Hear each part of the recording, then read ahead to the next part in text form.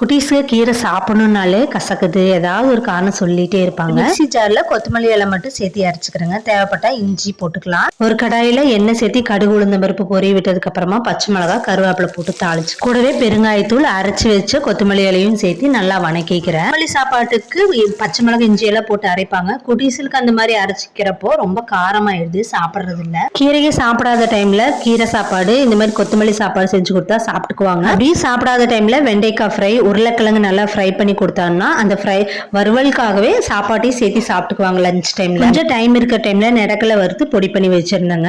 சில நாட்கள்ல பழங்கள் வாங்கறதுக்கு மறந்துடுவோம், இல்லைன்னா வீட்டுல தீந்து போயிடும். அந்த டைம்ல எல்லாம் டக்குன்னு வறுத்த நிலக்கடலை பவுடர், அப்புறம் நாட்டு சக்கரை, கொஞ்சமா நெய் சேர்த்து உருண்டையா புடிச்சு கொடுத்தோம்னா நிலக்கடலை லட்டு ரொம்ப ஹெல்த்தியா சத்தானதா ரெடி ஆயிருங்க.